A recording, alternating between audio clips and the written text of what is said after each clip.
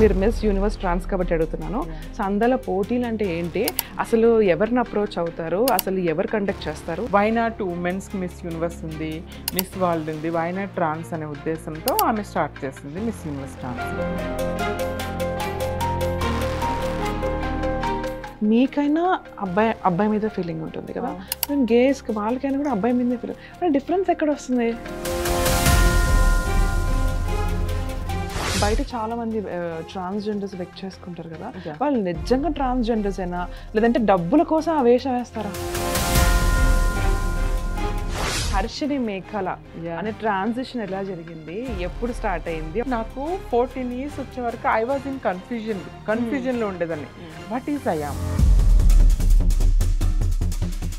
Transgender అనగానే men to women అనే 90% of the cases వాళ్ళనే చూస్తాం. ఉమెన్ కూడా మెన్ అవుతారా? నాకు ఎందుకు ఈ జన్మిచ్చావు, ఈ సర్జరీస్ నాకు ఎందుకు, నేనేం పాపం చేస్తాను, ఇంత నొప్పి భరించాలా? సో యాజ్ అ ట్రాన్స్ ఉమెన్గా సొసైటీలో మీరు పడే అంటే స్ట్రగుల్ ఎలా ఉంటుంది? నేను జాబ్ కోసం వెళ్తే మెనీ కంపెనీస్ రిజెక్ట్ చేస్తారు. కొంతమంది నువ్వేం జాబ్ చేస్తావులే, నువ్వు ట్రాన్స్ కదా, నా పక్కలోకి వచ్చే. ఎడ్యుకేషన్ లేకపోవడం వల్లే ట్రాన్స్జెండర్స్ అందరూ కూడా సెక్స్ వర్కర్స్ లాగా బెగ్గర్స్ లాగా అవుతున్నారు అంటారా? 11 సంవత్సరాలు 12 సంవత్సరాలకి ఇంట్లో నుండి గెంటేస్తారు. ఏం తనకి భవిష్యత్తు ఏం కనిపిస్తుంది?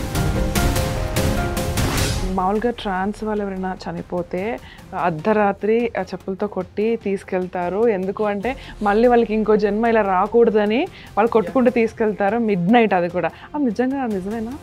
సొసైటీ నుండి చిత్కారాలు, చిదిరింపులు, చీచిచా అంతే అవమానకరమైన జీవితం కదా. చెప్పులతో కొట్టి ఇంత బ్యూటిఫుల్ గర్ల్కి ఏమైనా లవ్ స్టోరీ ఉందా? ప్రతి మనిషి ఎక్కడో ఒక చోట బోల్తా పడతారు, దెబ్బతింటారు అంటారు. నా లైఫ్లో నేను మోసపోయాను, దెబ్బతిన్నాను అంటే అది మాత్రం ప్రేమ విషయంలోనే.